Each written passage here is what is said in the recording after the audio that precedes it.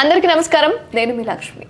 ఇండస్ట్రీకి వచ్చి ఎన్నో కష్టాలు పడుతూ ఎన్నో సినిమాలు తీయాలి, నేను ఒక పెద్ద హీరో కావాలి లేదా హీరోయిన్ కావాలి అనుకునే వాళ్ళు చాలామంది ఇండస్ట్రీకి వచ్చే వాళ్ళు చాలామంది ఉంటారు.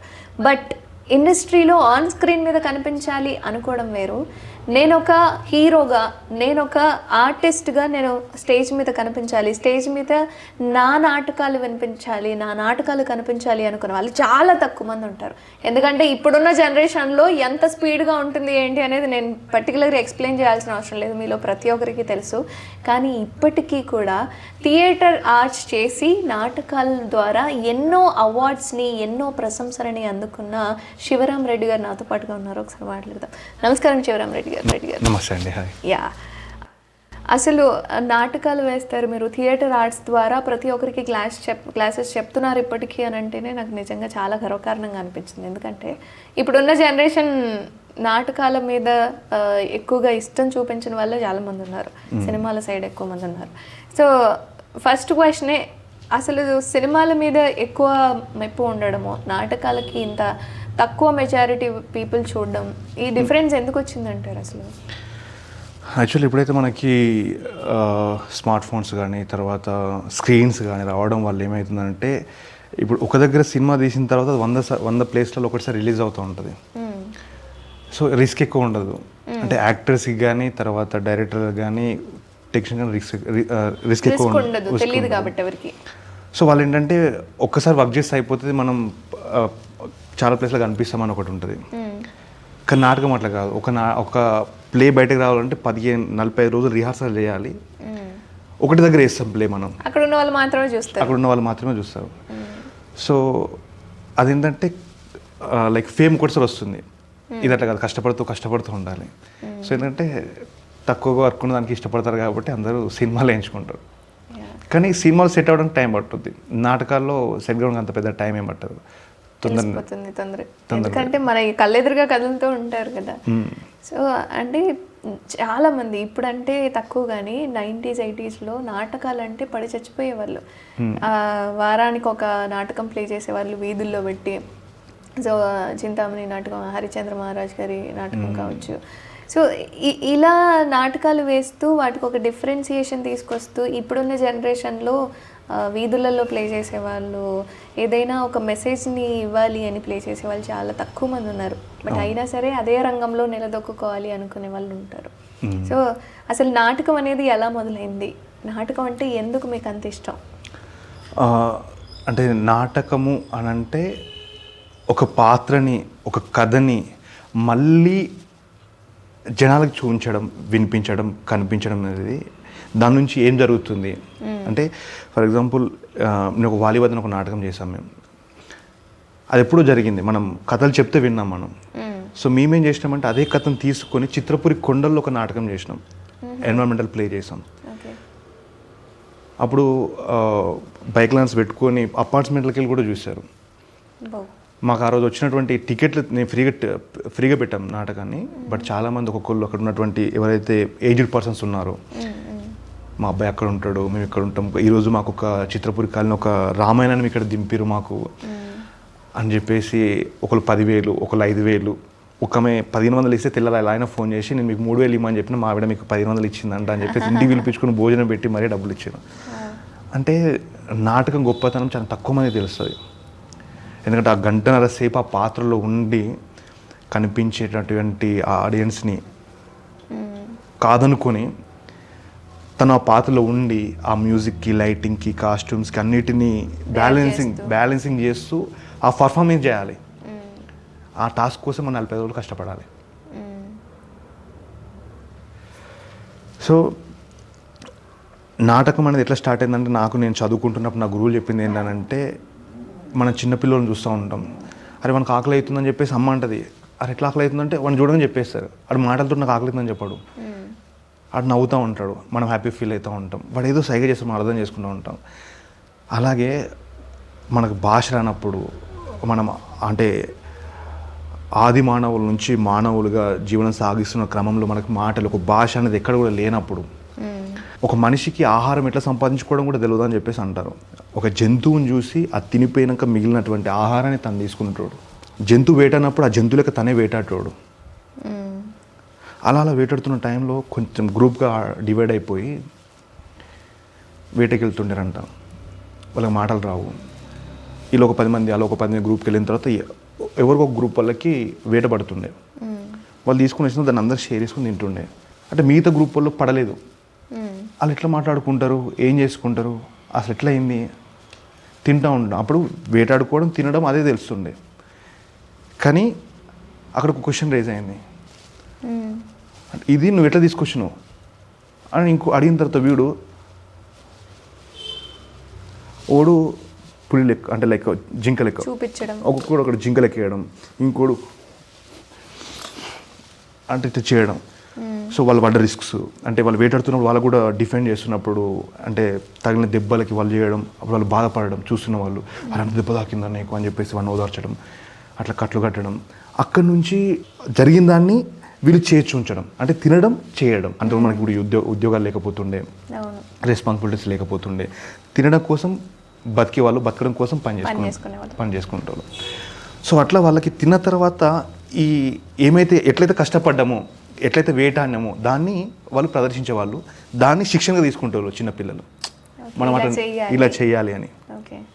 సో అక్కడ నుంచి ఓకే, అక్కడ వాళ్ళకి ఆనందం వచ్చినా వీళ్ళు చేయడం వల్లనే వాళ్ళు ఆనందపడేటోళ్ళు. వాళ్ళకి బాధ పడుతున్న నాటకంలో చూపిస్తే వీళ్ళకి బాధ అవుతుంది అని చెప్పేసి వీళ్ళు చూసే వాళ్ళకి తెలుస్తుంది ఎంత కష్టపడుతున్నారని. సో అక్కడ నుంచి నాటకం మెల్లమెల్లగా డెవలప్ అయింది. అప్పుడు వాళ్ళు కూడా అరవడాలు, వాళ్ళ సైగలు, అవన్నీ మూమెంట్ కింద మారిపోయింది. సో నాట్యశాస్త్రం ప్రకారం మనకి నటన అనేది ఎట్లా పుట్టింది అంటే జంతువులు కూడా హావభావాలు ఎట్లా ఉంటాయి, చిన్నపిల్లకి ఎట్లా హావభావాలు ఉంటాయి, అది ఒక లర్నర్, ఒక యాక్టర్ ఎట్లా నేర్చుకోవాలి. సో ఇవన్నీ మనకి థియేటర్లో మనం నేర్చుకుంటూ ఉంటాం. సో నాటకం ఎక్కడి నుంచి స్టార్ట్ అయింది, ఎలా స్టార్ట్ అయింది అనే దానికన్నా ఒక నాటకాన్ని చూస్తున్నప్పుడు ప్రతి ఒక్కళ్ళు కూడా ఆ క్యారెక్టర్లో ఇన్వాల్వ్ అయిపోతారు. ఆ నాటకానికి చూసిన తర్వాత ఓ 3-4 నెలలు కూడా ఇప్పటికీ నేను ఎప్పుడో చిన్నప్పుడు చూసిన నాటకాలు కూడా నాకు ఇంకా ఇప్పటికీ గుర్తున్నాయి. ఎప్పుడెప్పుడు ఎక్కడైనా నాటకాలు వేస్తున్నారు అని అంటే ఖచ్చితంగా వెళ్ళి చూసేంత ఇష్టం ఉంటుంది ఒకవేళ చూశారు అంటే కదా. అంటే మీకు ఎక్కడి నుంచి ఈ మక్కువ స్టార్ట్ అయింది? ఎవరైనా ఇన్స్పిరేషన్గా తీసుకున్నారా లేదా ఎలా? అయితే నేను చిన్న ఉన్నప్పుడు మా అమ్మమ్మ వాళ్ళ ఇంటికి ఉంటుండే చంద్రంపేట వాళ్ళ సిరిసిల్ల దగ్గర. అక్కడ మా మామయ్యలు అందరూ కలిసి ఎల్లమ్మ నాటకం వేస్తుంటుంది. ఆ డబ్బులతోటి వాళ్ళు టెంపుల్ కట్టారు అనమాట. అది నాకు చాలా బాగా అనిపించింది.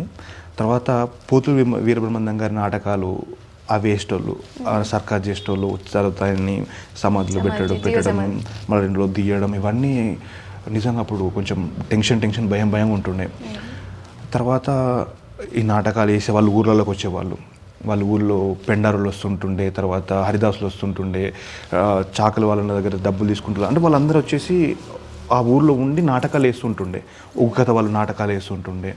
వాళ్ళంతా చెప్పినప్పుడు అంతా ఏదో తెలియని వైబ్స్ వస్తుంటుండే, అరే నేను కూడా అట్లా చేసి వీళ్ళందరూ నవ్వుపియాలి, వీళ్ళకి ఒక మెసేజ్ చేయాలనిపిస్తుంటుండే. కానీ మా నాన్న వాడిని ఇంటికి ఇష్టపడకపోతుండే, కొంచెం మా నాన్న అంటే భయం ఉంటుండే, ఇంటి దగ్గర ఏం చెప్పబోతుండే. బట్ ఒక టైం వచ్చిన తర్వాత నేను మెల్లగా ఒక వర్క్షాప్కి అటెండ్ అయ్యి అక్కడ నుంచి నేర్చుకున్నారు, నాటకాలకు వెళ్ళడం, నాటకాలు చేయడం నేర్చుకున్నాను. అంటుండే ఇయ్యాలే పోవాలే అంటారు. అంటే ఎక్కడి నుంచి మీ ప్రాపర్ ఏంటి? మాది కరీంనగర్ దగ్గర వేములవాడ నమిలిగుండుపల్లి అని ఒక చిన్న మారుమూల గ్రామం అది. ఓకే, తెలంగాణ యాస భాష అంటే ఇట్లా ఉంటుంది. నిజంగా అంటే చాలా ముచ్చట అనిపిస్తుంది కొన్నిసార్లు మాట్లాడుతుంటే, విధానం కావచ్చు, ఎక్స్ప్లెనేషన్ చేసేది కావచ్చు, మరీ మర్యాద ఉండదు. అలానే కొంతమంది అయితే కొట్టేసినట్టు మాట్లాడుతుంటారు. కొంచెం మన యాసలో కొంచెం గట్టితనం ఉంటుంది. ఏంద్రబాయ్ అడుగుతున్నావా? కొన్నిసార్లు రీల్స్లలో చూస్తుంటే కూడా ఆంధ్రలో అంటే మన అదే ప్రేమ, అంటే మన అట్లా ఏమ్రా అడుగుతున్నావురా ఇంకా అంటే మన లైక్ ఇట్లాగా సురుతున్నాడు అనిపిస్తుంది చూసేటోళ్ళకి. రెవల్యూషన్స్ ఎక్కువ ఉంటారు అనమాట మన సైడ్, అంటే బాధింపబడ్డ వాళ్ళు, అంటే లైక్ మన మాటలను గర్భతనం ఉంటుంది, పౌరుషం ఉంటుంది, అదే ప్రేమ.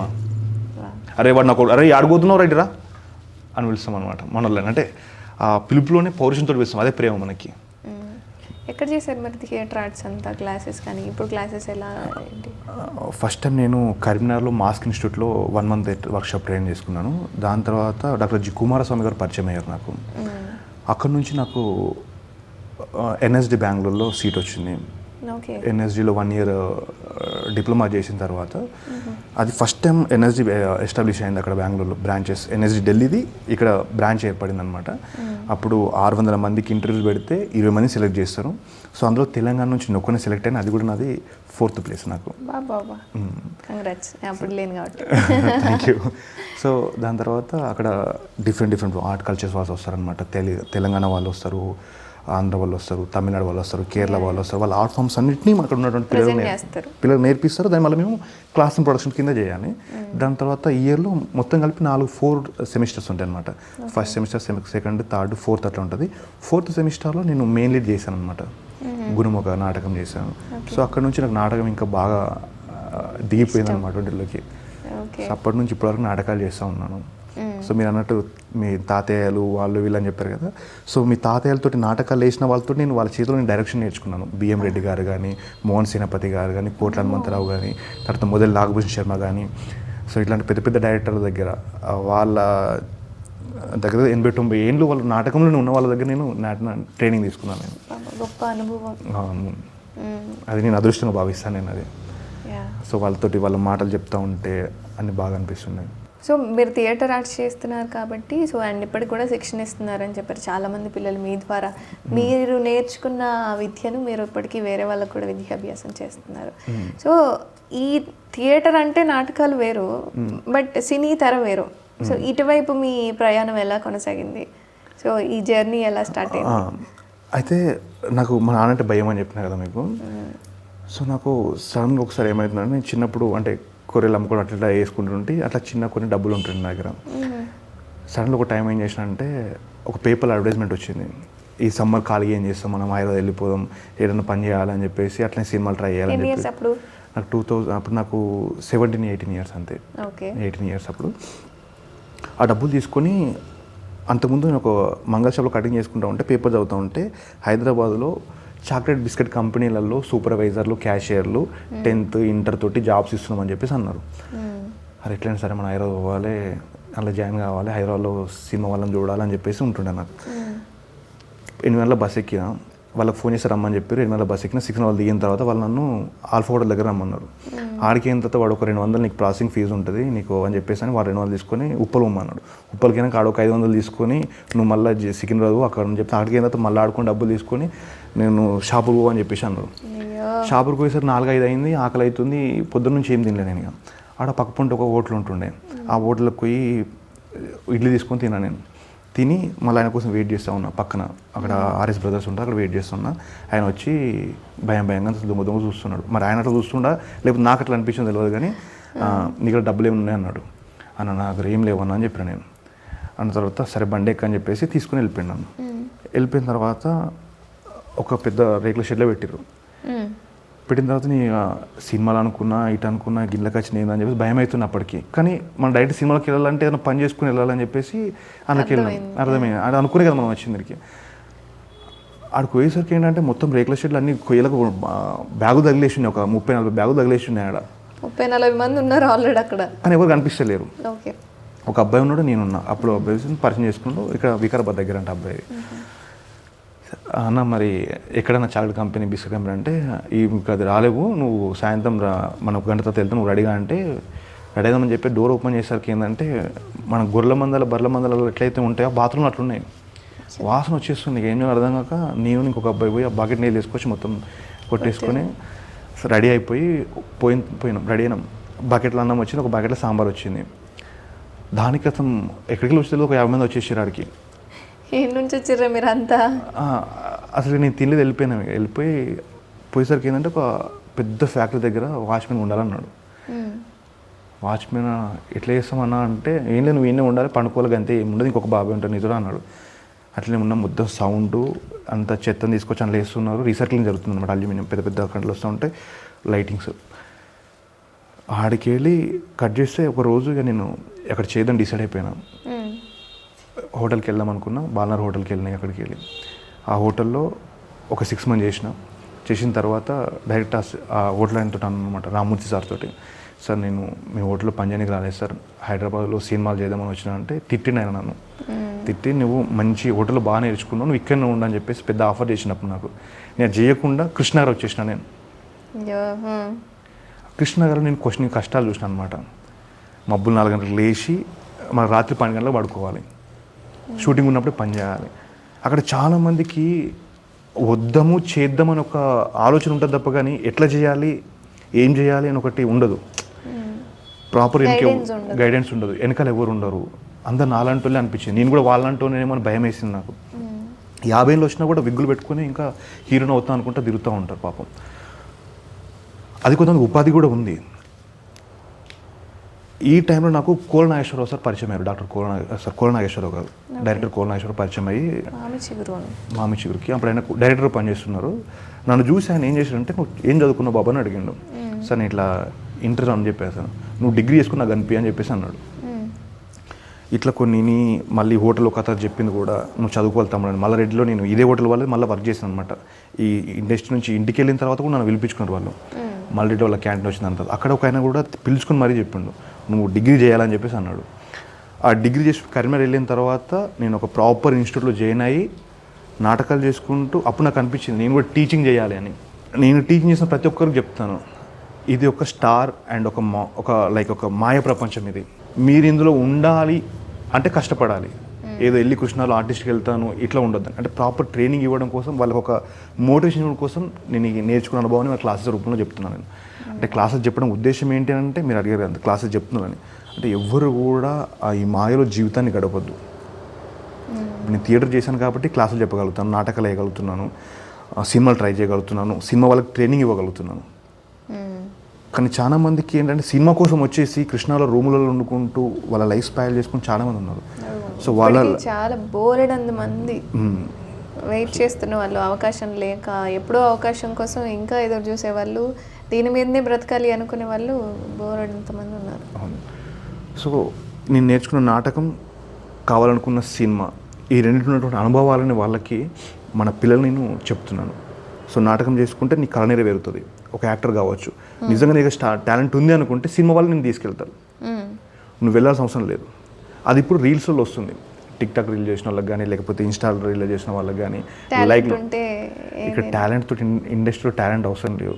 పరిచయాలు ఒకటి, డబ్బు ఒకటి, స్టార్ కూడా కావాలి. అంతే అంటారా? అంతే. అంటే ఎలా ఫేస్ చేశారు? ఎక్కడైనా ఫేస్ అయిందా ఇట్లా? ఏదైనా బ్యాక్గ్రౌండ్ చూసి నెగ్లెక్ట్ చేయడము, డబ్బు అడగడం కానీ ఏమైనా ఫేస్ చేశారా? ఈ మాట చాలా అసాధారణంగా రాదు. కొన్నిసార్లు విన్నాను, డబ్బులు కట్టు నేను హీరోగా పెడతారు అది ఇది అన్నారు. డబ్బులు కట్టిన తర్వాత నేను హీరోని చేయడం ఎందుకు అంటే లైక్ నా దగ్గర ఏముందని మీరు నన్ను హీరోని చేస్తారు అని డౌట్ కూడా నాకు వచ్చింది. మన రిలీజ్ కావాలి కదా, అంటే లైక్ డబ్బులు ఇస్తే నేను హీరోని చేస్తానంటే అసలు నేను వర్త అని నాకు మీద డౌట్ రావాలి ఫస్ట్. మళ్ళీ వీళ్ళు ఇంతకుముందు ఏమేమి సినిమాలు చేసారు అని కూడా ఆలోచించాలి. అట్లా నేను ఎక్కడ కూడా కాలేదు. బట్ అంటే లైక్ తలా కొన్ని వేసుకొని చేసినవి కూడా ఉన్నాయి. అలాంటి కొన్ని సినిమాలు ఉన్నాయి బయటకు వచ్చినాయి. ఓకే. సో ఇప్పుడైతే లేదు. బట్ కాకపోతే లైక్ ఆడిషన్ ఇచ్చినా కూడా వర్కౌట్ కావట్లేదు. ఎవరైనా తెలిసిన సర్కిల్ ఉంటేనే అవుతుంది. అంటే నాకు బాగా తెలిసిన విషయం లైక్ బలగం అనే సినిమాలో మీరు ఒక క్యారెక్టర్కి చేయాల్సి ఉండే, బట్ రిహార్సల్ వరకు రేపు షూటింగ్ వరకు వెళ్ళి వెంటనే తిరిగి వచ్చారు, వద్దన్నారు అని చెప్పి. యాక్చువల్లీ అదేంటంటే వేణు అన్న అని చెప్పేసి సిరిసిల్ల దగ్గర డైరెక్టర్ బలగం వేణు అన్న గారు, దానికి ఆడిషన్స్కి వెళ్ళాను నేను. వెళ్ళిన తర్వాత ఫస్ట్ ఆడిషన్ అయిపోయింది, సెకండ్ ఆడిషన్ అయిపోయింది. సో డైరెక్ట్ అన్న చెప్పారు, శివరాం నువ్వు ప్రియదర్శికి బదర్ క్యారెక్టర్ అంటే బాబాయ్ క్యారెక్టర్ చేయాలన్నారు. అన్న మేకప్ ఏమైనా ఉంటుందా అన్న అంటే ఏం లేదు సేమ్ ఇదే లుక్ అని అన్నాడు. అన్న సేమ్ ఏజ్ అయిపోద్దని అంటే మన తెలంగాణలో అన్న కొడుకును తమ్ముడు సేమ్ ఏజ్ ఉంటుంది, మ్యాక్సిమం ఉంటుంది. ఇది మన తెలంగాణలో ఒక కల్చర్ కూడా అంటే లైక్ ఒక క్యారెక్టర్ కూడా ఉంటుంది అని అన్నాడు. అన్న తర్వాత ఓకే అన్న అని చెప్పాను. మనం కాస్ట్యూమ్స్ అన్నీ అయిపోయినాయి, మెజర్మెంట్ తీసుకున్నాము. ఇక్కడ రిహార్సల్ కూడా చేసాం. ఆ రిహార్సల్ అయిపోయింది. తెల్లారి వెళ్ళాలి, మీరు లగేజ్ ప్యాక్ చేసుకొని చెప్పారు. నేను నైట్ అన్నీ ప్యాక్ చేసేసుకున్నాను. మార్నింగ్ ఫోన్ వచ్చింది, మీరు వేరే క్యారెక్టర్ చేయాలని. నేను ఎందుకు ఏమని అడగలేదు, ఎందుకంటే ఇండస్ట్రీ ఇవన్నీ కామన్. ఎందుకంటే తెలిసి అంటే నేర్చుకున్న పాఠాలు చెప్తున్నప్పుడు సార్ చెప్తారు కదా, మన ఇండస్ట్రీలో ఉన్నప్పుడు ఏమవుతుంది ఏం జరుగుతుంది అని కూడా చెప్పారు. అంటే ధైర్యంగా ఉండాలని. అంతే. కొన్నిసార్లు ఎలా ఉంటుందంటే నటిస్తారు, రోజులు షెడ్యూల్ ఇస్తారు, ఆన్ స్క్రీన్ చూసుకుంటే డైలాగ్ కూడా ఇచ్చిన తర్వాత కట్ అయిపోయినాయి కూడా ఉంటాయి. సో కాబట్టి ఇది ముందే తెలిసిపోయింది కాబట్టి నేను అంత పెద్ద కొంచెం బాధేసింది, కానీ కాకపోతే తర్వాత సెటరేట్ అయిపోయింది, ఎందుకని కూడా అడగలేదు ఇక. ఇప్పుడున్న టైంలో ఏ ప్రాంతానికి సంబంధించిన వాళ్ళు ఆ ప్రాంతానికి సంబంధించిన వాళ్ళకే అవకాశాలు ఇవ్వాలి అనేది వింటున్నాం కదా. సో ఇప్పుడు మీరు తెలంగాణకు సంబంధించిన వాళ్ళు, వేములాడ కరీంనగర్కి సంబంధించిన వాళ్ళు, ఇప్పుడు తెలంగాణ ఏరియాలో తెలంగాణకు సంబంధించిన ఏదైనా సినిమా వచ్చింది అంటే అందులో తెలంగాణ వాళ్ళు మాత్రమే ఉండాలి, తెలంగాణ వాళ్ళకి అవకాశం ఇవ్వాలి అని బయట పోరాటం చేస్తున్న వాళ్ళు చాలామంది ఉన్నారు.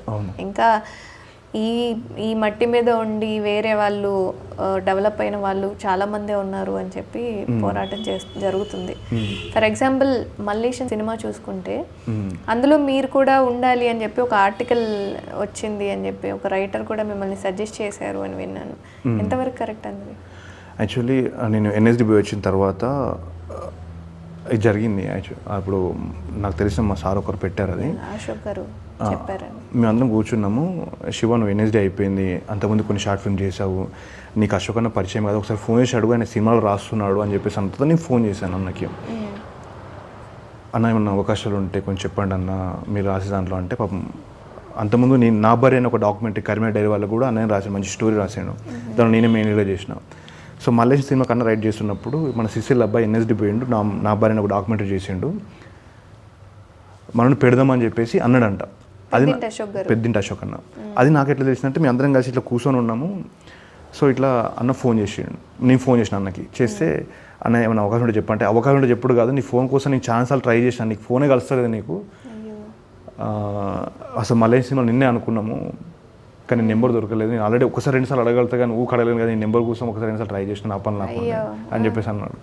అనేసరికి మా వాళ్ళు అక్కడ ఉన్న వాళ్ళు దీన్ని బేస్ చేసుకొని రాశారు అనమాట, తెలంగాణ కథలకి తెలంగాణ ఆర్టిస్టులే ఉండాలి అని చెప్పేసి రాశారు అది. సో అప్పుడు కూడా కొంచెం మిస్ అయిపోయి మరి ఏమైంది, ఎందుకు ఆల్రెడీ షూటింగ్ అయిపోయింది ఆ పాటికి. ఎందుకు మీరు కాల్స్ లిఫ్ట్ చేయలేకపోయారు? అంటే బెంగళూరు వెళ్ళిన తర్వాత సో రోమింగ్ అనేది ఉంటుంది, సో అప్పుడు నా ఈ నెంబర్ పనిచేయలేదు, ఏదైతే నా నెంబర్ చేంజ్ చేశాను, అక్కడికి ఏంటంటే రీఛార్జ్ చేసుకోవడం కానీ ఇక్కడ సిమ్స్ అక్కడ వాళ్ళు పని చేయకపోవడం ఉంటుండే, సో అట్లా వేరే నెంబర్ ఉంటుండే, ఆ నెంబర్ రీఛార్జ్ చేయడం వల్ల అట్లనే ఉండిపోయింది.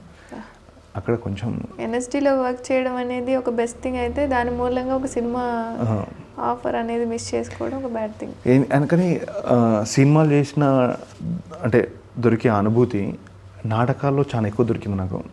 ఒలింపిక్ థియేటర్ ఫెస్టివల్లో కూడా నేను ప్లేలు చేశాను, తర్వాత ఎన్ఎస్లో సీట్ రావడం వల్ల నేను చాలా చూశాను. నేను అలాగే ఒక పల్లెటూరులో ఉండి హైదరాబాద్ రావడం నాకు చాలా పెద్ద కష్టమైతే నేను మళ్ళీ హైదరాబాద్ నుంచి పల్లెటూరు వెళ్ళి చదువుకొని అక్కడ నుంచి బెంగళూరు వాళ్ళకి వెళ్ళినానంటే అది నాటకం యొక్క గొప్పతనం. సో సినిమా కంటే ఎక్కువ నేను నాటకంలో కూడా ఒక ప్రౌడ్ మూమెంట్కి వెళ్ళాను నేను, అది హ్యాపీ అనిపించినప్పుడు చిన్న అనిపించినాయి. అంటే ఈ ఇండస్ట్రీలో నిలదొక్కుకోవాలి అనుకునే వాళ్ళు చాలామంది సినిమాలకి సంబంధించి ఆడిషన్స్ ఇస్తూ ఉంటారు, కొన్నిసార్లు పెద్ద వాళ్ళ నుంచి రిఫర్స్ అనేవి వస్తూ ఉంటాయి. అలా మీరు ఫేస్ చేసింది కానీ లేదా ఈ టాపిక్ మీద ఒక పాయింట్ మాట్లాడాలి అంటే ఆడిషన్స్ వర్సెస్ రెఫరల్స్, ఈ రెండు ఎంతవరకు వర్కౌట్ అవుతాయి? పెద్ద సినిమాలకైతే ఆడిషన్స్కి వెళ్ళాలి అని అన్నాను, అంటే లైక్ ఎందుకంటే నేను పోయినా కాబట్టి చాలా వాళ్ళకి పోయిన వాళ్ళు ఉన్నారు. పోతే ఏంటంటే వాళ్ళకి పెద్ద లాంగ్ టర్మ్ మనం వాళ్ళకి ఉండాల్సి వస్తుంది అక్కడే. నేను తిరువీరు కలిసి ఒక సినిమా చేస్తున్నాం, పరిశ్రమ చేస్తున్నప్పుడు తిరువీరికి పుష్పలో అవకాశం వచ్చి తనకి ఒక క్యారెక్టర్ నచ్చి తను బయటకు వచ్చేసి ఆ టైంలో పరిశ్రమ చేసిండు మెయిన్ క్యారెక్టర్. అదే తిరువీరికి పుష్పలో ఒక క్యారెక్టర్ వచ్చి ఉంటే అందులో ఏదో కట్టెలమోష క్యారెక్టరో లేకపోతే పోలీస్ క్యారెక్టర్ కానిస్టేబుల్ క్యారెక్టరు అంతకుమించి అంటే అంత పెద్ద క్యారెక్టర్స్ ఏం లేవు, చిన్న క్యారెక్టర్ అవి ఉంటుండే. కానీ ఇప్పుడు పరిశ్రమలో పెద్ద హీరో అయ్యండి. ఇప్పుడు పెద్ద సినిమాల్లో పెద్ద యాక్టర్ల మీదనే ఫోకస్ చేస్తారు తప్ప కానీ అప్కమింగ్ ఆర్టిస్టుల మీద ఎవరు ఫోకస్ చేయరు. జస్ట్ బ్యాక్గ్రౌండ్లో మనకి డైలీగా రావడం కోసం కంపెనీ ఆర్టిస్టులు పెట్టుకుంటారు తప్ప కానీ అవకాశాల కోసం అయితే కాదు. అట్లా అని చెప్పేసి ఆడిషన్స్కి వెళ్ళడం వల్ల కొత్త వాళ్ళు ఎవరైతే ఇప్పుడు కొత్త డైరెక్టర్స్ కొత్త రైటర్స్ కొత్త ప్రొడ్యూసర్స్ ఎవరైతే ఉంటారో వాళ్ళ తక్కువ బడ్జెట్లో మంచి టాలెంట్ ఉన్నటువంటి ఆర్టిస్టులు కావాలి అని ఎప్పుడైతే వెతుకుతారో అది 100లో 1-2 సినిమాలు అంతే. అట్లా వచ్చింది నాకు తుపాకులగూడెంలో ఆడిషన్ వెళ్ళడం ద్వారా వచ్చింది. ఇక మిగతా సినిమాలు అన్నీ అంటే ఇక అవి అంతే, ఇక గుంపులో గోవింద వెనక నిలబడడం అట్లా అయిపోవడం అంతే. సో పరిచయాలు ఉంటే కూడా అవకాశాలు వస్తాయి, కానీ అవకాశాలు వచ్చిన నిలబెట్టుకున్నంత టాలెంట్ కూడా మన దగ్గర ఉండాలి. ఇప్పుడు ఏదో మనకు పరిచయం అని చెప్పేసి మనం పంపించి ఆడికి వెళ్ళిన తర్వాత కూడా ఆ డైలాగ్ చెప్పడం కానీ, ఆ మాడ్యులేషన్ చెప్పడం కానీ, ఆ ఆర్టిస్ట్ని అంటే లైక్ ఫేస్ చేయడం కానీ, యాక్షన్ టు రియాక్షన్ ఇవ్వడం కానీ, ఇవన్నీ కూడా తెలిసి ఉండాలి.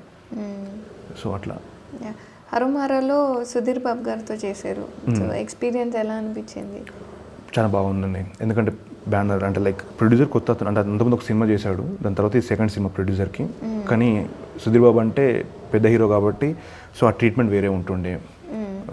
సో మనం దాక్షరామం వెళ్ళాం, ఫైట్ సీన్ అక్కడ జరిగింది. సో బాగా అనిపించింది అనుభూతి. ఆ ట్రీటింగ్ ఫుల్ అంటే లైక్ ఎట్లా అంటే ఓకే నేను కూడా ఒక ఆర్టిస్ట్ అవుతాను అనే నమ్మకం కూడా కలిగింది అక్కడే. ఒక పెద్ద ఆర్టిస్ట్ని ఫేస్ చేయగలుగుతాను, మాట్లాడుతుండే అన్న బాగుంటుండే. సినిమా కూడా రిలీజ్ అప్పుడు మళ్ళీ మనం మొన్న రీసెంట్గా కూడా 6 months బ్యాక్ ఇక్కడ రిలీజ్ అయింది అరుమారా. అప్పుడు వెళ్ళినాం, కలిసినాం, మాట్లాడినాం.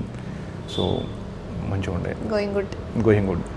తిరువీర్ గారు ఎలా ఉంటారు అసలు? అంటే రీసెంట్గా ప్రీ వెడ్డింగ్ షో అనే సినిమా ద్వారా వచ్చారు అండ్ ఇంకో ప్రాజెక్ట్ కూడా రన్ అవుతున్నట్టుంది. సో ఆయన ఎలా ఉంటాడు? ఆయన లైక్ వ్యక్తి తిరువీర్ కూడా లైక్ స్ట్రగుల్ నుంచి బయటకు వచ్చిండు, థియేటర్ చేసిండు. తర్వాత తెలంగాణ మనిషి, మహబూబ్ నగర్ దగ్గర మంచి పర్సన్, కష్టపడతాడు క్యారెక్టర్ కోసం. మధుసూద మంచి లైఫ్ ఇచ్చింది, జార్జ్ రెడ్డి, జీవన్ అన్న మంచి సపోర్ట్ చేసిండు. టక్ జగదీష్లో తన గురించి ఒక హీరో ఇంకొక వ్యక్తి గురించి మాట్లాడుతున్నాడు అని అంటే చాలా గొప్ప విషయం. ఎలివేషన్ ఇవ్వడం, నానిగారు మాట్లాడడం, అది అదృష్టం కూడా అయి ఉండాలి. అదృష్టం ఉందంటే ఎంత కష్టపడి ఉంటే అదృష్టం వచ్చి ఉండాలి. అంతే కదా. సో మాకు సీనియర్ థియేటర్లో తను తెలుగు యూనివర్సిటీలో కూడా ఎంఏ చేసిండు, నేను కూడా అక్కడే ఎంఏ చేసిన తెలుగు యూనివర్సిటీలో. సో అంటే మాట్లాడడం కానీ ఇప్పటికీ కాంటాక్ట్లో ఉన్నారా? ఉంటారు. ఆయన మా ఊరు అమ్మాయిని పెళ్లి చేసుకున్నాడు, కర్మేరా. Okay, super. మ్యాక్సిమం నాటకం అంటే స్టేజ్ కింద ఉన్న వాళ్ళ ప్రశంసలే వాటికి బెస్ట్ అవార్డ్ అని అనుకోవాలి. వాళ్ళకి అవే పారితోషికాలు, అంతే కదా. సో చాలా నాటకాలలో మీకు బెస్ట్ యాక్టర్ అవార్డులు వచ్చాయి అని, ఎన్నో అవార్డులు గెలుచుకున్నారని చెప్పి విన్నాను. అండ్ ది అవార్డ్ 1996కి బెస్ట్ యాక్టర్ అవార్డు కూడా అందుకున్నారు. సో ఇలా ఎన్ని అవార్డులు గెలుచుకున్నారు? అందులో మీ బెస్ట్ అవార్డు ఏది అంటే ఆ సిచ్యువేషన్ సంబంధించి కావచ్చు, చేతుల మీదుగా తీసుకున్న వ్యవహారం కావచ్చు, ఏది మీ best thing? First of all నాటకం నుంచి వద్దాం. ఓకే, నేను 2014లో నేను డిగ్రీ సెకండ్ ఇయర్. అప్పుడు ఓన్లీ మాస్క్ ఇన్స్టిట్యూట్లో నా ట్రైనింగ్ అయిపోయింది. తెలంగాణ వచ్చిన తర్వాత కాళోజీ గారి జయంతి వేడుకలు జరుగుతూ ఉన్నాయి. అప్పుడు B Narasimha Rao sir, doctor G Kumar sir ఇద్దరు కలిసి ఒక కాళోజీ గారి మీద బయోపిక్ నాటకం చేద్దాం అనుకున్నప్పుడు సో నన్ను సైజ్ చేశారనమాట. అప్పుడు ఒక్కొక్క బుక్ వచ్చి 250 పేజీలు ఉంటుంది. అట్లా 3 స్క్రిప్ట్లు నేను నేర్చుకున్నాను ఫైనల్ వర్షన్ వరకు. 25 daysలో 3 స్క్రిప్ట్లు నేర్చుకున్నాను. ఆ స్క్రిప్ట్లలో లాస్ట్ ఒకటి ఫైనల్ చేశారు. 1.5 hour ప్లే నేను ఒక్కనే చేస్తుంటారు రవీంద్ర భారతిలో. మొత్తం ఆ ఏజ్డ్ క్యారెక్టర్, నాకు 23 years అప్పుడు, ఆయనకి ఏజ్ 93 or 96. కాలేజీ గారు జీవిత చేత నేను ప్రజెంట్ చేశాను. సో ఆ రోజు నేను ఆయన గెటప్ వేసుకున్నాను కాబట్టి ఫస్ట్ టైం రవీంద్ర భారతి అడుగుపెట్టిన నేను అప్పుడు. స్పీకర్ మధుసూదనాచారి గారు, కేవీ రమణాచారి సార్ గారు, పెద్ద పెద్ద మినిస్టర్స్ అందరు స్టేజ్ మీద పిలుచుకొని వాళ్ళ మధ్యలో నిలబెట్టుకొని నన్నతోటి కేక్ కట్ చేశారు, నాకు సన్మానం చేశారు. ఒక వేషం వేసుకున్నందుకు అట్లా ఉంటే నేను అంటే క్యారెక్టర్ నేను బయట చేస్తే ఇంకేంటి ఉంటుంది అనుకున్నాను నేను. ఫస్ట్ టైం నాకు కేక్ కట్ చేయించారు, అయిపోయింది. నెక్స్ట్ నేను ప్లే చేశాను. కాలేజ్ అభిమానులు కానీ, కాలేజ్ ఇష్టపడే వాళ్ళందరూ వచ్చేసి కొంతమంది కాళ్ళు మొక్కడం, కొంతమంది ఫోటోలు దిగడం. నేను మేకప్ తీసేస్తే మళ్ళీ అందరూ నువ్వే నిబద్ధ చేసిన నాటకం, ఆ క్యారెక్టర్ చేసి నువ్వేనా అని అడిగారు. అక్కడ అప్పుడే ఒక కాన్ఫిడెన్స్ వచ్చింది, మనం చేయాలి, ఇంకా నాటకాలలో ఉండాలనిపించింది. దాని తర్వాత ఎన్ఎస్డిబి వచ్చిన తర్వాత మా గురువు గారు కోట్ల హనుమంతరావు గారితో దగ్గర తీసుకున్నట్టు మోహన్ సేనాపతి గారితో నాటకాలు, వీళ్ళందరూ నాటకాలు వేస్తున్న కొద్దీ నాకు 2018లో సింగిడి అవార్డు వచ్చింది. సింగిడి యువ పురస్కారం నాటకాలకు సంబంధించి నాటకాలు అందరిలో నాకు ఇచ్చారు. ఆ రోజు స్టేజ్ మీద కలెక్టర్స్కి సంబంధించిన వాళ్ళు కానీ, సినిమాకి సంబంధించిన వాళ్ళు కానీ, డిఫరెంట్ మీడియాకి సంబంధించిన వాళ్ళు ఒక 20 మంది సన్మానం చేసి నాటకం నుంచి నాకు చేశారు. దాని తర్వాత 2023లో జేఎల్ నరసింహారావు యువ పురస్కారం తెలుగు యూనివర్సిటీ నుంచి ఇచ్చారు. అదే రోజు రసరంజని యువ పురస్కారం అని చెప్పేసి రవీంద్ర భారతిలో మధ్యాహ్నం ఇక్కడ అవార్డు తీసుకున్నాను తెలుగు యూనివర్సిటీలో, సాయంత్రం అక్కడ రవీంద్ర భారతిలో తీసుకున్నాను. ఒకటి రోజు 2 అవార్డులు తీసుకున్నాను. నాటకంలో 3 అవార్డులు మెయిన్. అవి కాకుండా తెలంగాణ, ఆంధ్రాలో ఈ 2 చోట్లలో నాటక పోటీలు జరుగుతూ ఉంటాయి. తెనాలి ఫెస్టివల్ కానీ, తర్వాత పరిషత్ నాటకాలు కానీ, ఎన్టీఆర్ పేరు మీద జరిగిన నాటకాలు కానీ, కళోత్సవాలు కానీ జరుగుతూ ఉంటాయి. అందులో కరీంనగర్లో మంచిర్యాల రమేష్ అని చెప్పేసి ఒక అతను డైరెక్టర్ ఉంటారు. ఆయన, నేను, పరమాత్మ శివరామ్, కొంతమంది ఆర్టిస్టులు అందరం కలిసి చీకటి పోని ఒక నాటకం చేసినాను. అందులో నా క్యారెక్టర్ చిన్నగా ఉంటుంది. లాస్ట్ ఎండింగ్లో 20 minutes వస్తాను నేను. వాళ్ళందరూ త్రూ అవుట్ ఉంటారు, నేను 20 minutes ఉంటాను. ఫస్ట్ కొద్ది రోజులు జ్యూరీ వచ్చింది, తర్వాత కొద్ది రోజులు సపోర్టింగ్ యాక్టర్ వచ్చింది, దాని తర్వాత ఈ సీరియల్గా బెస్ట్ యాక్టర్ అవార్డు వచ్చింది. అంటే వాళ్ళందరూ అరే నీకు ఇంత చిన్న క్యారెక్టర్ అట్లా చేయగలిగినావు అని. అంటే నాటకం చేస్తున్న కొద్దీ మనకు ఆ క్యారెక్టర్ డెప్త్ తెలుస్తూ ఉంటుంది. ఎక్కడ ఏ సిచ్యువేషన్లో ఎట్లా మాట్లాడాలి, ఏ సిచ్యువేషన్లో ఏ ఎమోషన్ ఎలా స్పందించాలి, ఏ ఎమోషన్ ఇవ్వాలి, అవన్నీ తెలుస్తూ ఉంటాయి. సో అలా నాటకంలో తిరిగాను, అనిపించుకున్నాను. కాళోజీ నారాయణరావు గారు అంటే ఆయన రచనలు చదివినా లేదా విన్నా సరే నేను ఏదో చేయగలను, నాలో ఏదో ఒక శక్తి ఉంది అన్న ఆ థింగ్ వస్తుంది, ఆ అనుభవం. మీరు ఆయన క్యారెక్టర్ చేసినప్పుడు ఇన్వాల్వ్ అయి ఉంటారు కదా ఖచ్చితంగా. సో ఆయన ఇన్స్పైర్గా చేసుకొని ఇప్పుడున్న జనరేషన్కి ఏదైనా ఒక మెసేజ్ ఇవ్వాలి అంటే ఏం చెప్తారు? యాక్చువల్లీ ముక్కుసూటిగా మాట్లాడాలి. కొంతమంది మాట్లాడతారు. ఆయన ఒక మాట అంటాడు, పుట్టుకనిది చావునిది బ్రతుకంతా దేశానిది. కానీ నేనేమనుకుంటా అంటే పుట్టుక నాదే, చావు నాదే, బ్రతుకంతా కలదే అని నేను అనుకుంటా. ఆయన చాలా గొప్ప గొప్ప పోయట్స్ అంటే పద్యాలు రాసిండు. అవనిపై జరిగేటి అవకతవకలు చూచి ఎందుకో నా వృద్ధి నీ ఆవేదనలు, పరుల కష్టము చూచి కరిగిపోవును గుండె, మాయా మోసము చూచి మండిపోవును ఒళ్ళు, పతిత మానవ చూచి చితికిపోవును మనసు, ఎందుకో నా హృదిని ఇన్ని ఆవేదనలు. అంటే సమాజంలో నిజంగా ఆయన చేయడం వల్ల, ఆయన కథ చదవడం వల్ల నా లైఫ్ కూడా కొంచెం అప్పుడప్పుడు లైక్ ఎక్కువ క్యారెక్టర్ పోషించినట్టు నేను కూడా అట్నే అయిపోయినా అనిపిస్తుంది. ఎక్కువ క్యారెక్టర్ని థియేటర్ అడాప్ట్ చేసుకోవడం కూడా చాలా ఇబ్బంది. ఎక్కువ అడాప్ట్ చేసుకుంటే కూడా అంటే ఒంటరిగా ఉండడం, అంటే ఎవరిని క్వశ్చన్ చేయలేము, అట్లని చెప్పి దాన్ని పరిష్కరించలేము. సేమ్ ఇందాక ఇండస్ట్రీలో మీరు అన్నారు, ఏ గడ్డ మీద జరిగే కథలకు ఆ గడ్డ బిడ్డలకే ఇవ్వాలి, వాళ్ళకి ఆ పాత్రలు ఇవ్వాలని అంటాం. కానీ థియేటర్ అనేది లాంగ్వేజ్తో సంబంధం లేకుండా, ప్రాంతంతో సంబంధం లేకుండా వెళ్తుంది. నేనేమంటా అంటే ఒక వ్యక్తిగా ఈ గడ్డ మీద నువ్వు బాధపడ్డావు, నీకు అవకాశం వచ్చింది, ఆ వ్యక్తిగా ఆ గడ్డ మీద బిడ్డలు ఎంతోమంది బాధపడుతున్నప్పుడు వాళ్ళకి ఎందుకు అవకాశం ఇవ్వద్దు? అంతే కదా. ఇప్పుడు తెలంగాణ, ఆంధ్ర అని చెప్పేసి మస్తు మంది, కాళోజీ గారు అంటే అందులో ఉన్నట్టుండే, ఏ వేషం రానిది, ఏ భాష రానిది, అన్ని భాషలు నేర్చి ఆంగ్లంబు రాదనొచ్చు, సకలించి ఓ ఆంధ్రుడా చావెందుకురా. అంటే అన్ని ఊరు తిరిగి వస్తావు, అంతటి తిరిగి వస్తావు, నీకు వచ్చిన తర్వాత ఇక్కడ తెలుగు రాదని చెప్పేసి ఇంగ్లీష్లో మాట్లాడుతాను. ఎన్ని భాషలు నేర్చినా కూడా నీకు తెలుగు రాదని నువ్వు ఎందుకురా ఇంకా బతికి? అంటే నేను అక్కడ చేసిన డైరెక్షన్, ఇక్కడ సినిమాలు చేసిన, ఇవన్నీ చేసిన, కానీ నీ తోడు నువ్వు ఎందుకు సహాయం చేసుకోలేకపోతున్నావు? నీకు ఈ బాగా తెలుసు, నువ్వు ఎందుకు ఇస్తలేవు అవకాశాలు ఇక్కడ వాళ్ళకు? అండ్ ఇక్కడ డెవలప్ అయ్యి ఇక్కడనే వాళ్ళ ఆ ప్రాంతానికి సంబంధించిన వాళ్ళే ఇక్కడే డెవలప్ అయ్యి ఇక్కడే ఒక స్థాయిని, ఒక పొజిషన్ని నిలుపుకున్న వాళ్ళు కూడా వేరే రంగానికి సంబంధించిన వాళ్ళు లేదా వేరే ప్రాంతానికి సంబంధించిన వాళ్ళను పిక్ చేసుకునే వాళ్ళు కూడా చాలామంది ఉన్నారు. చాలా అసలు ఏంటంటే అనొద్దు, బట్ ప్రొడ్యూసర్ ఇష్టం, డైరెక్టర్ ఇష్టం, వాళ్ళ ఇష్టం. సినిమాలలో కర్ణాటక వాళ్ళని తీసుకొస్తారు, మలయాళం వాళ్ళని తీసుకొస్తారు తెలుగు సినిమాలలో, కానీ మలయాళం వాళ్ళు తెలుగు వాళ్ళని తీసుకెళ్లరు, కర్ణాటక వాళ్ళు తీసుకెళ్ళరు తెలుగు వాళ్ళని. వాళ్ళ సినిమాలకి వాళ్ళని పెట్టుకుని ఆ సినిమాని ఇక్కడ రిలీజ్ చేస్తారు, కోట్లలో వస్తాయి. కానీ మన వాళ్ళు ఏమంటారంటే మన ఆర్టిస్టులను చూస్తే ఈయనకు మార్కెట్ ఉందా అని అడుగుతారు. మార్కెట్ కాదు కావాల్సింది, పర్ఫార్మెన్స్ ఉందా అది చూడరు, మార్కెట్ చూస్తారు. మార్కెట్ ఏముందండి, కేవలంగా నిలబడి ఎవరైనా సరే. ఇప్పుడు కొంతమందిని చూంచంగా ఫేమస్ అవుతారు, ఆడియన్స్ అనేటోళ్ళు అడాప్ట్ చేసుకుంటారు ఇక గతి లేక. మలయాళం సినిమాలని, తమిళ సినిమాలని తెలుగులో డబ్ చేస్తున్నారు, లేకపోతే డైరెక్ట్ రిలీజ్ చేస్తున్నారు. మరి వాళ్ళు ఫేమ్ ఆర్టిస్టులను మనం చూస్తున్నామా? వాళ్ళు పర్ఫార్మెన్స్ చేస్తున్నారు, కథ నచ్చింది చూస్తున్నాం. ఇక్కడ డైరెక్టర్లు కూడా కథ మంచిగా రాసుకో, మంచి మేకింగ్ చేయి. నువ్వు ఆ బడ్జెట్ని అంతా వాళ్ళకి పెట్టి, వాళ్ళ ఫ్లైట్ ఛార్జీలకు పెట్టి, వాళ్ళ హోటల్ రెంట్లకు పెట్టి, వాళ్ళ అసిస్టెంట్లకు పెట్టి, వాళ్ళ క్యారియర్లో పెట్టే బదులు ఇక్కడ చిన్నపాటి సినిమా అయిపోతుంది. అంటే ఇవన్నీ కాళోజీ గారు మాట్లాడే మాటలు. అంటే లైక్ అప్పుడున్నటువంటి అడాప్టేషన్, అంటే ఆయన దేని గురించి అయితే మాట్లాడిండో, తెలంగాణ కోసం కానీ, తెలంగాణ విముక్తి కోసం కానీ, రజాకారులను పోరాడిన తీరు కానీ, ఇవన్నీ కూడా తెలంగాణ వచ్చిన తర్వాత రాజకీయంగానే తెలంగాణ వేరుపడ్డది తప్ప కానీ ఇంకా చాలామంది అన్ని రంగాలలో వారికి ఇంకా స్వతంత్రం రాలేదు, అన్ని రంగాల వారికి ఇంకా అభివృద్ధి జరగలేదు, అవకాశాలు రాలేవు. ఒక కాలేజీగా చెప్తున్నాను నేను, ఒక ఆర్టిస్ట్గా చెప్పట్లేదు. అంటే ఆ కాలేజీ గారి ఒక మాటల నుంచి చెప్తున్నాను నేను. యా ఒక డైలాగ్ చెప్పరా కాళోజీ గారి ప్రజెన్స్లో? ఇవదాకా చెప్పిన అవన్నీ.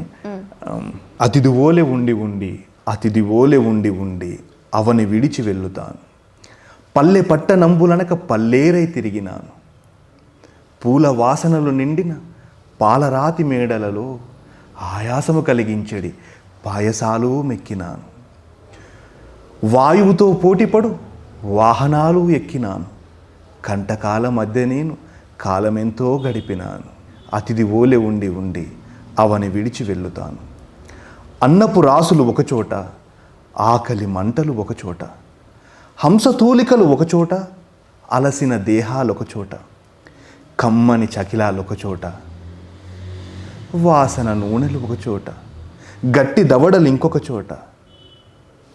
ఇది కొన్ని కాలేజీ గారి అంటే మీరు వణుకుతున్నారు అంటే కాలేజీ గారు వణుకుతారు కదా అంటే ఆ ఏజ్లో ఆయన వణుకుతారు కదా అట్లా, అందుకోసం వచ్చింది ఇప్పుడు మీకు ఆ వణుకు. అంటే ఆ స్టేజ్ మీద కూడా అట్లే ఉంటుండే, అంటే లైక్ ఆ ఏజ్ క్యాటర్ చేస్తున్నప్పుడు.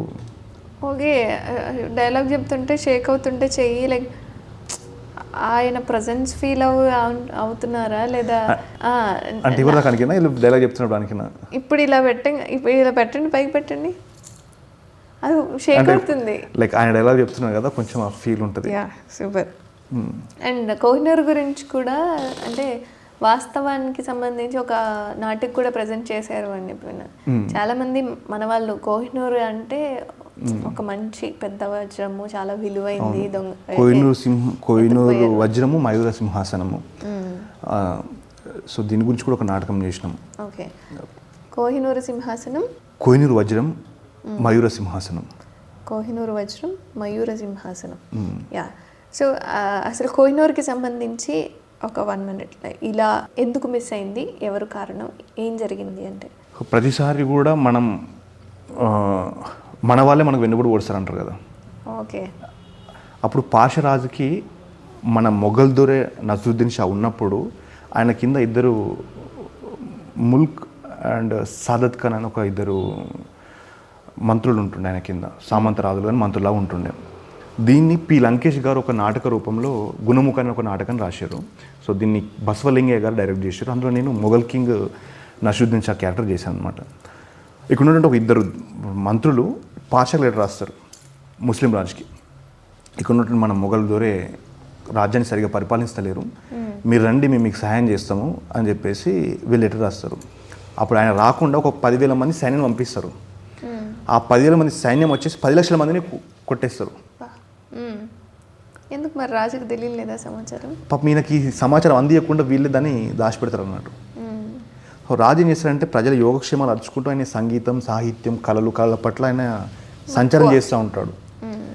మనిషికి కావాల్సిన ఆనందం, కష్టపడి ప్రతి ఒక్కడు తన బతుకు కష్టపడుతూ ఉంటాడు. కష్టపడ్డ వాళ్ళకి సంగీతం, సాహిత్యం అందిద్దాం అనే ఒక రీతిలో ఆయన దేశ సంచారం చేస్తూ ఉంటాడు పాపం. ఓకే, ఎవరి కాళ్ళ మీద వాళ్ళు నిలబడాలి అన్న ఉద్దేశంతో వెళ్తూ ఉంటాడు. ఈ ఉన్నటువంటి ముల్క్ సాదత్ ఖాన్ ఏం చేస్తారంటే ఆయన లెటర్ రాసి ఆయన వచ్చి ఇక్కడ తిష్ట వేస్తే పాపం రాజు తెలియదు. ఆ యుద్ధం జరిగినప్పుడు ఈ మయూర సింహాసనం కోహినూరు వజ్రాన్ని దాచిపెడతారు మన వాళ్ళు. ఎవరు దాచిపెట్టారు, ఎక్కడ దాచిపెట్టడం తెలియదు. సో ఈ మొఘల్ కింగ్ దాచిపెడతాడు. అప్పుడు ఆయన నసరుద్దీన్ ఏంటంటే నాదిర్ ఈయన బిడ్డను పెళ్లి చేసుకుంటాడు వాళ్ళ కొడుక్కి. అప్పుడు ఆ టైంలో దాన్ని వాళ్ళు పట్టుకుని వెళ్తారు. సో అది ఆ నాటకంలో ఉంటుండే. ఓకే, ఒక స్టోరీ ఉంటుంది, బాయిలో అన్ని దేశాల కప్పలు ఉన్నాయి అని, అన్నీ పైకి ఎక్కుతూ ఉంటాయి కానీ ఒక ఇండియాకి సంబంధించిన కప్పలు మాత్రమే పైకి రావు అని. ఎందుకంటే ఒక షిప్లో అన్ని కప్పలకి తీసుకుని వెళ్తూ ఉంటారు. తీసుకుని అన్నిట్ల మీద మూతలు పెడతా ఉంటారు. ఈ కప్పల అన్నిట్ల మీద డ్రమ్ములు వేసుకుని వెళ్తూ ఉంటే అన్ని డ్రమ్ముల మీద మూతలు పెడతారు. ఒక భారతదేశం నుంచి కప్పటికి వెళ్ళే కప్పల మీద మాత్రం మూతలు పెట్టరు. అందులో ఉన్నోడు కూడా అడుగుతాం, అన్ని కప్పల మీద అన్ని డ్రమ్ముల మీద మూతలు పెట్టిరు, మరి ఈ డ్రమ్ మీద ఎందుకు మూత పెట్టలేదంటే అది భారతదేశం నుంచి వస్తున్నట్టు కప్పల డబ్బా అది, అవి ఎక్కడికి పోవు అంటాడు. అది ఎందుకు అని అంటే అది ఒకటి పోదాం అంటే ఇంకోటి గిందికి గుంజుతూ ఉంటుంది కప్ప, అందుకే దాని మీద పెట్టలేదు అంటాడు. అంటే మన దగ్గర కూడా పైకి వెళ్దామంటే ఇంకోటి గుంజుతూనే ఉంటాడు కిందికి అని చెప్పేసి ఒక సామెత ఉంటుంది, ఒకటి చెప్పిరు కూడా. అది ఎంతవరకు నిజమది? చాలా వరకు నిజమది. అంటే అందుకే కదా ఇప్పటికీ మనకి బ్రిటిష్ పరిపాలించడానికి కారణం కూడా మనోళ్ళే. నిజామ్స్ ఇంకా మనల్ని వెనుకబడి చేయడానికి కూడా మన వాళ్ళే. ఎవరైతే ఇప్పటికి కూడా మనకి మనమే మోసపోతున్నాం. మన తెలంగాణ వచ్చిన తర్వాత కూడా మనం ఇంకా స్వతంత్రంగా ఇది నాది అని మాట్లాడలేకపోతున్నాం, నాది అని కొట్లాడుకోలేకపోతున్నాం. మనది మనమే మన స్వార్థంతో ఉంటున్నారు.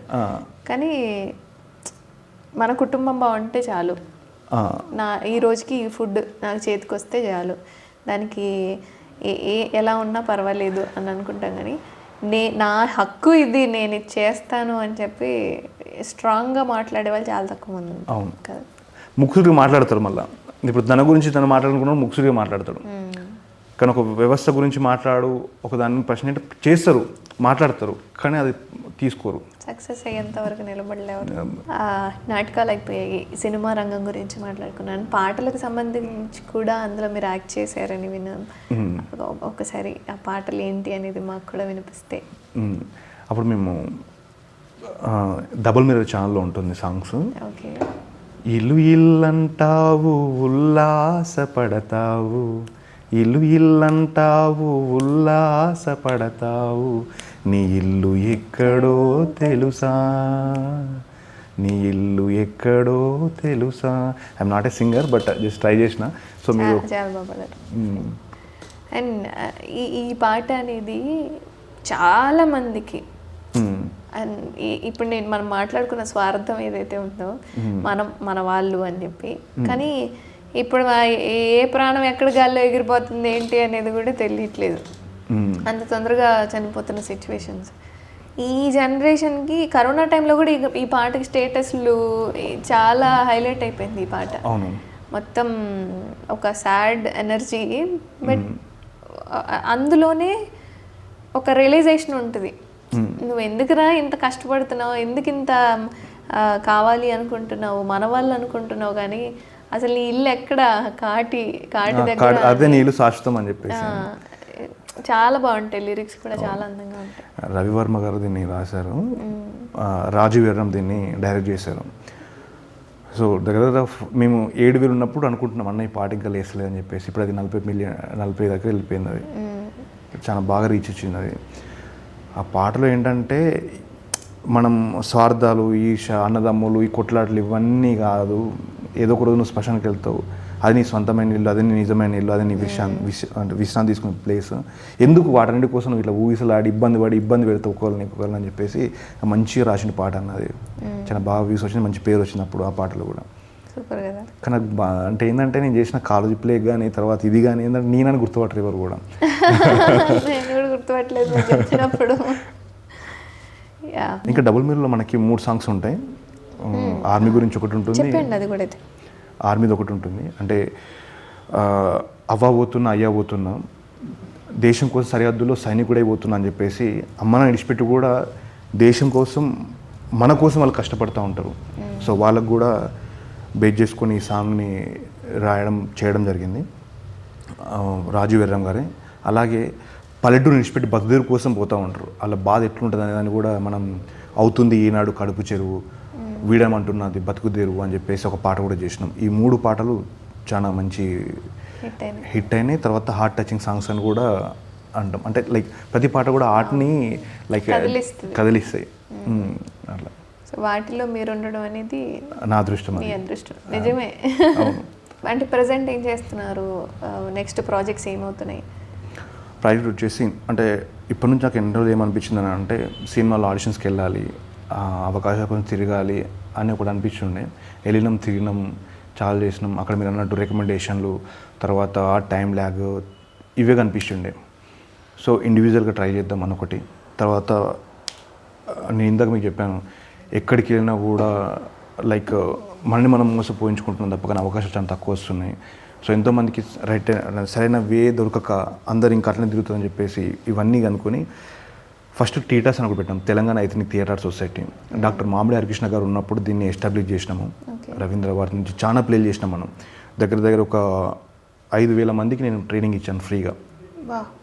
కరీంనగర్లో, తర్వాత వరంగల్లో, హైదరాబాద్లో, నిజామాబాద్లో. ఎన్ని డేస్ ఉంటుంది?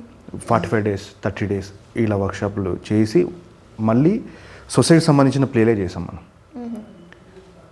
ఫస్ట్ మనం చేసింది 2018లో కరీంనగర్లో చేసాం, ద పబ్జి క్విట్ ఎస్ఆర్నో. అప్పుడు నేను వర్క్షాప్ చేస్తున్నప్పుడు అక్కడ కరీంనగర్లో ఉన్నటువంటి శ్యామ్ సార్ కానీ, మార్చెట్టి గోపాలన్న కానీ, కరీంనగర్ డైరీ చైర్మన్ చెల్మెడ రాజేశ్వరరావు గారు కానీ వీళ్ళందరూ సపోర్ట్ చేసి ఉండే.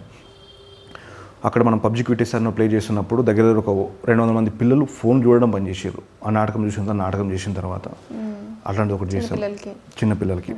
వాళ్ళకి థియేటర్ ఇంట్రడక్షన్ చేసినాము, థియేటర్ ఇంట్రడ్యూస్ చేసినాము. తర్వాత ఫోన్లు బంద్ చేసి ఎట్లా మీరు అంటే లైక్ కథలు వినాలి, నాన్నమ్మతోటి అమ్మతోటి స్పెండ్ చేయాలి, ఫోన్లు చూసుకోవద్దు, పబ్జి క్విట్ అంటే పబ్జి ఆడద్దు అని చెప్పేసి ఒక ప్లే చేసినాము. దాని తర్వాత అమ్మ అవని ఒక ప్లేని రసరంజన్ నుంచి చేసినాం మనం. వెంకట్ ఫౌండేషన్లో ఆర్ఫన్ పిల్లలు ఉంటారు, అనాథ పిల్లలు. అక్కడ మనం 45 days వాళ్ళకి కర్రసాము, కలరి, యోగా ట్రైనింగ్ ఇచ్చేసి అమ్మ అవని లైక్ ప్రస్తుతం మనం కొండల్ని స్పాయిల్ చేస్తున్నాము, కరోనా అప్పుడే చేసాం ప్లే. కొండలు స్పాయిల్ చేయడం, పొల్యూషన్ జరుగుతూ ఉంది, ఇవన్నీ జరుగుతూ ఉంది అని చెప్పేసి ఒక ప్లే రాసి టైం లైన్ ఒక మిషన్ క్రియేట్ చేస్తాం. ఒక 2000 అంటే లైక్ ఒక 100 సంవత్సరాల ముందుకు వెళ్ళిన తర్వాత మళ్ళీ బ్యాక్ వస్తారు. అంటే ఒక 2 సైంటిస్టులు ఆ టైంలో బ్యాక్ వెళ్తారు. అంటే పొల్యూషన్ అంతా ఖరాబ్ అయిపోయింది, అందరూ మినరల్ ట్యాబ్లెట్లు, వాటర్ ఇంజెక్షన్స్, సిలిండర్ బుడ్లు పెట్టుకొని తిరుగుతూ ఉంటారు. అట్లా ప్లే డిజైన్ చేసాం. సో పొల్యూషన్ ఎక్కడ పాడైపోయింది, మనం అక్కడి నుంచి కరెక్ట్ చేసుకుందామని చెప్పేసి ఒక టైంలో వెళ్తూ ఉంటారు. వాళ్ళు రాతి యుగం నుంచి పురాతనం అట్లా వ్యవసాయం అక్కడికి వెళ్ళి డైరెక్ట్ 2022లో వాళ్ళు ఆగుతారు. ఆగిన తర్వాత అక్కడికి వచ్చిన తర్వాత పొల్యూషన్ స్టార్ట్ అవుతుంది. అక్కడనే granite mafia, sand mafia, water mafia, medicines ఇవన్నీ ఇక్కడే ఎక్కువ అవుతూ ఉంటాయి అన్నమాట. అక్కడికి వచ్చిన తర్వాత ఈ పెద్ద సైంటిస్ట్ చనిపోతాడు, వాడు ఒక్కడు ఉంటాడు అనమాట. ముందట చాలా ఘోరంగా ఉంది, మినరల్ ఇంజెక్షన్ కోసం, విటమిన్ టాబ్లెట్స్ కోసం, ఆక్సిజన్ కోసం కొట్లాడుకుంటున్నారు అక్కడ. మీరు అక్కడికి వెళ్ళకండి, మీరు ఇక్కడనే ఆల్రెడీ 70% ఖరాబ్ అయిపోయింది, దీన్ని ఇక్కడ మనం మంచి చేసుకుందాం అని చెప్పేసి వాడు చెప్తూ ఉంటాడు. అట్లా ప్లే ఎండ్ చేస్తాము. దాని తర్వాత ఎస్ఆర్ డిగ్రీ కాలేజ్లో ఒక వర్క్షాప్ చేసినాము, తాతయ్యగూడెం అని. సో ఎడ్యుకేషన్ అండ్ కల్చర్ ఈ రెండు బేస్ చేసుకొని ఒక ప్లే చేసినాం మనం, తాతయ్యగూడెం అని. అంటే ఒక చదువుకున్న యువకుడు ఉద్యోగాలు రాక వాడు ఒక ఫౌండేషన్ నుంచి ఒక గూడానికి సేవ చేయడానికి వెళ్తాడు. సో ఆ గూడెంలో వాళ్ళకు చదువు రాదు, కానీ వాళ్ళు వేటాడుకొని తింటారు, చిన్న చిన్న గొడవలు పడతారు, మళ్ళీ కలిసిపోతారు. వాళ్ళ పెళ్ళి ఎట్లా జరుగుతాయి, వాళ్ళ ఆచారాలు ఎట్లా ఉంటాయి, చదువుకున్న తర్వాత పెళ్ళిళ్ళు ఎట్లా అయినాయి, చదువుకున్న తర్వాత పెళ్ళిళ్ళు ఎట్లయినాయి, చదువుకున్న వాళ్ళ దాంట్లో పెళ్ళిళ్ళు ఎట్లా అవుతున్నాయి, చదువుకున్న వాళ్ళు డబ్బుల కోసం ఎట్లా కష్టపడుతున్నారు, చదువుకున్న వాళ్ళు ఎంత ఆనందంగా ఉన్నారు, చదువుకున్న వాళ్ళు ఎంత టెన్షన్ పడుతున్నారు, చదువుకున్న వాళ్ళు ఎంత హ్యాపీగా ఉన్నారు. సో ఈ రెండు ఆ అబ్బాయి అక్కడ జనాలు చెప్తూ ఉంటాడు అనమాట.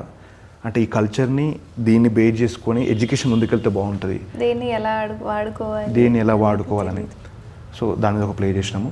చిత్రపూరి కాలనీలో వాలిబాద్ ఒక నాటకాన్ని ఆ కొండల్లో ఎన్విరాన్మెంటల్ ప్లే డిజైన్ చేసి చూపించినాము. ప్రతిదీ కూడా హిస్టారికల్గా అండ్ సమాజానికి బాగుపడేటట్టుగా ఎన్విరాన్మెంటల్ ప్లేలు, పొల్యూషన్ సంబంధించి డ్రంక్ అండ్ డ్రైవ్ ప్లేలు, మత్తు వదలరా ప్లేలు, ఇవన్నీ తెలంగాణ ఎథనిక్ థియేటర్ సొసైటీ నుంచి మామిడి హరికృష్ణ గారి సహాయంతో అప్పుడు మనం చాలా ప్లేలు చేసాం. ఇప్పుడు టీటాస్ రన్ చేస్తున్నాం, పిల్లలకి యాక్టింగ్ ట్రైనింగ్ ఇవ్వడం, తర్వాత ఇండివిజువల్గా అంటే లైక్ ఒక గ్రూప్గా ఫామ్ అయ్యి మేమే సినిమాలు చేస్తున్నాం ఇప్పుడు. ఇక సూపర్. అలా ఇప్పుడు కూడా ఫ్రీ ఇస్తున్నారా థియేటర్? ఇప్పుడు ఫ్రీగా చేయట్లేదు ఇక, ఎందుకనంటే సో మనకు కూడా సర్వైవల్ కావాలి అంటే అంత ఫీజులు. బయట నేను వేరే క్లాసెస్ చెప్తూ ఉంటాను, వేరే ఇన్స్టిట్యూట్లో పెద్ద పెద్ద ఇన్స్టిట్యూట్ క్లాసెస్ చెప్తూ ఉంటాను, అక్కడ కట్టే ఫీజులు చాలా పెద్దగా ఉన్నాయి. సో అంత ఫీజు కాకుండా మేము ఒక 10,000 20,000 అట్లా క్లాసెస్ చెప్తున్నాము. దాంతోపాటు ప్లేలు కూడా చెప్పిస్తున్నాం మనం. ప్లేలు చేయడం వీలైతే మనం సినిమాలకు రిఫర్ చేయడం, ఫ్రెండ్ సర్కిల్ ఏమైనా సినిమాలు చేస్తున్నాం అంటే జెన్యున్గా మనమే పంపిస్తున్నాం అక్కడికి. ఓకే. సో మీ ద్వారా కళని, సంస్కృతిని చాలామంది పిల్లలు అడాప్ట్ చేసుకుంటున్నారు, నేర్చుకుంటున్నారు. ఆ రంగం నుంచి అది ఇంకా అంతరించిపోలేదు అని చెప్పి మీ ఇలాంటి వాళ్ళు ఉండడం మూలంగానే ఇంకా నాటకం అనే పదం ఇంకా నిలబడి ఉంటుంది అని అనుకుంటున్నాను. థ్యాంక్ యూ సో మచ్ అండి. Thank you for your valuable time. Thank you అండి.